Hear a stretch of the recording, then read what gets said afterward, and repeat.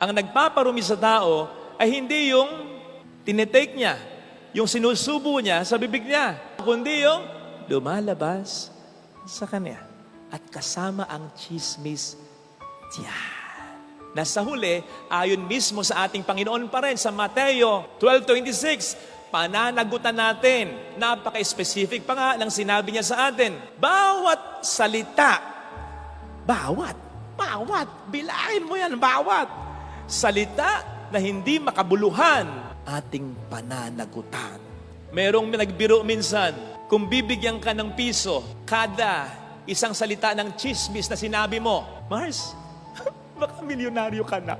Tawa-tawa ka dyan, ha? Hindi magandang biro yon. Ano sabi ng ating Panginoon? Anong mapapala mo? Makakamtan mo man ng buong mundo. Kung ang kapalit naman ito ay inyong buhay. Anong mapapala mo, Mars? Kung ikaw man ang pinakamaging mayamang tao sa buong mundo dahil sa pagiging chismosa mo, kada chismis piso. Sa kabilang buhay, ikaw ang pinakamahirap na tao.